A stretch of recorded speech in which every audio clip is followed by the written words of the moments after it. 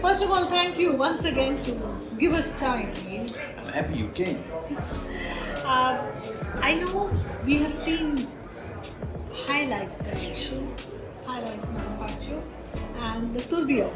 I instantly fell in love with the rose gold, which is about 39 mm. I'm not sure, 39 mm. Yeah. But it's the rose gold tourbillon, which is beautiful. I also see world timer. Yeah. So, what would you say is the collection this year all about? So we decided after many years of launching a lot to do less but more. So that means we do less collection but we communicate more. Okay. So this first semester with the kickoff at Watches and Wonders is all about tourbillon. Tourbillon. So the focus is tourbillon. We celebrate 35th years anniversary of the company. Okay. And we have today during the show we launched the gold version, 39mm case, redesigned case. Later you will have stainless steel versions. Okay. And in the end we even have a platinum version. Platinum as well. Platinum with a mercury dial. So clearly the focus is less is more. Yes. The focus is that you're concentrating on few lines. Yeah. And then The tourbillon starting the gold one is €26,000. Okay. Stainless steel later will come at €14,500. But it's for us like exactly as how we produce the watches. We do complication, horological, but we do it for a fair price. So that's something that we really want to explain to the whole world. And the tourbillon is also equipped with a silicon escapement and anchor. Okay. So it's really an advanced tourbillon movement for an accessible price. Fantastic. And what are you wearing? You're also wearing? I'm wearing a tourbillon. I cannot show it because it's under embargo. I can show you. It's under embargo. Okay. This is the stainless steel version. Stainless steel. What about India? What in the gamut of all the global markets that you have, where does India stand? So, a good question, because it's highly ranked for me. We have been investing a lot in the past 20 years in the market. We have a strong collaboration with Ethos. We have a second strong collaboration with Helios. It gives us all the tools to grow the business in India. And the past 2 years, this 22, we closed India in the top 7 countries of the world. Top 7 countries? Top 7 countries. And it's the number 1 biggest growing market for us. Oh, that's nice. And which are the It other? has been exploding. It's been exploding. Yeah, we really see now the fruit coming out of all the investments we are doing. Okay. India is a massive country with a huge population. Also, India, you really see the economical growth happening. So, I think it will be bigger within 10 years than China. That's what I think. Is this growth you've experienced last year or post-lockdown? Prior to lockdown? Lockdown I take away, but if you combine, let's say if we look at 2019, pre-pandemic, we almost tripled the business in India. 2019? 2019 to 2022. Triple the business? Yeah. It's unbelievable. I'm really serious. Like, I'm sure you may not, but what are the kind of numbers that you... I cannot say that. That's a good question, but I cannot say that.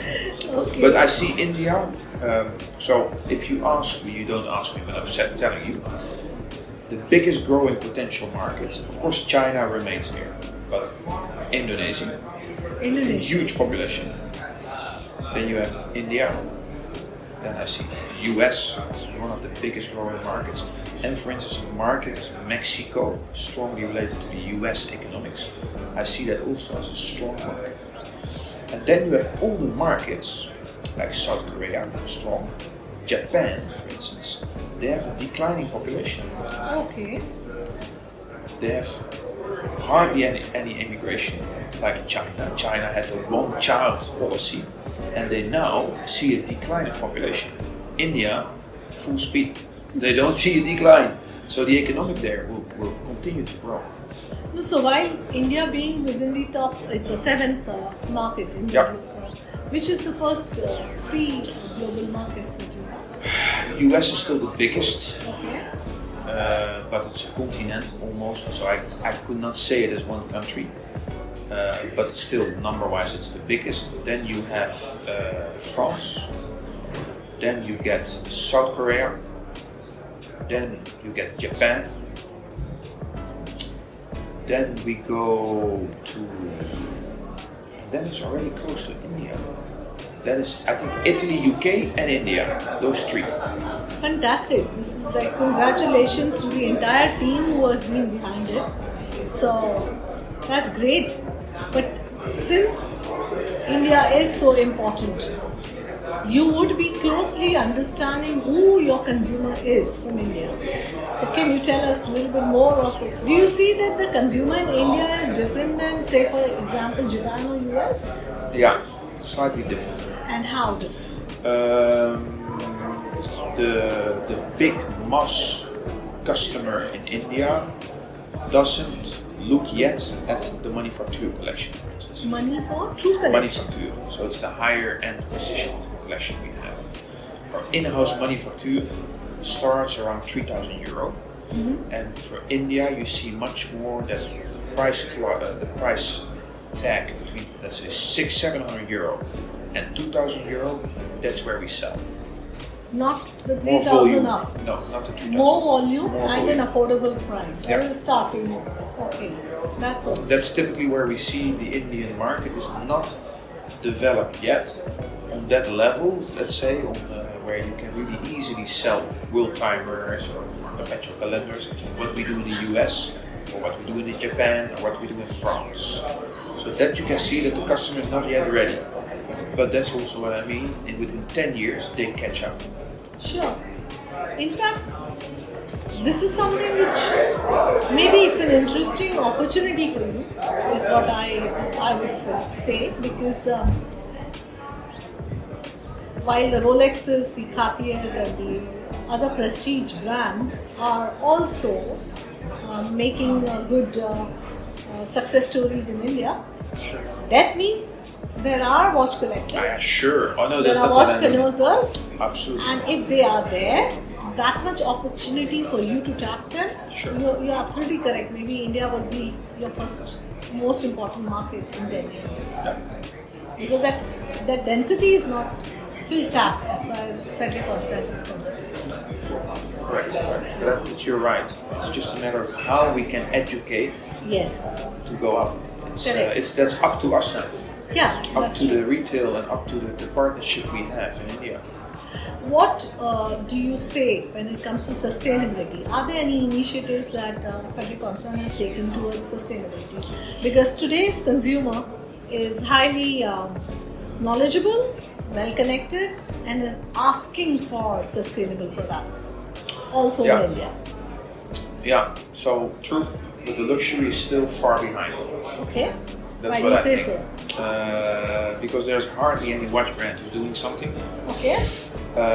But I'm fully convinced, and I'm not talking about it because I prefer not to use it as a marketing tool for our company, but we use it much more on the back to prepare everything, and then the moment we are prepared, we don't do greenwashing, we really do it with a solid plan.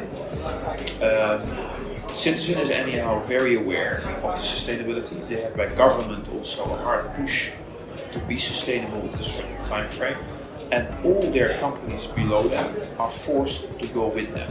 Okay. So, and we already took an initiative to do a very deep analysis about transparency, because it's not just being sustainable.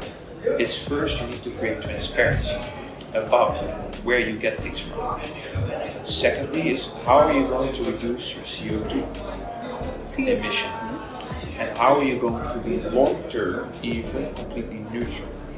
So, but that's a whole agenda to work on. So that's absolutely in the back where we're working on, but I'm not using it now as a commercial of marketing explanation. So work is going on, let's say, but you're not Yeah. ready. When you're ready, you're No, going to I think share you with should us. be ready the moment you are ready, Yeah. and we are not ready. What are your thoughts on the pre-loved or the second-hand market? I'll be very honest, we are not Rolex, we are not Patek and not AP. And this time I let them lead and we will follow how this will go. Very well said. Very well said. Do you have any other message to Indian customers who are listening to you? If you have any message. Yeah, I would say to the Indian customers that we have, that you see many brands are going to increase prices. They'll increase prices. They increase prices. Okay. All the brands are already multiple times they have increased prices. We have done a marginal increase and we will stay in the price range where we are. Okay. It's very important because everybody wants to go up now and I think we want to stay close to our consumer that we have now. But we have the legitimacy with the brand to have in-house manufactured calibers that we can position higher by justified innovations. So in the coming 3 years, you will see in the manufacture complications a strong innovative drive, and we will stick with the volume products in the price range where we are today to serve the customer in India also. So Frederique Constant will remain affordable luxury? Yes. True to its word. Yes. Thank you so much. Thank you.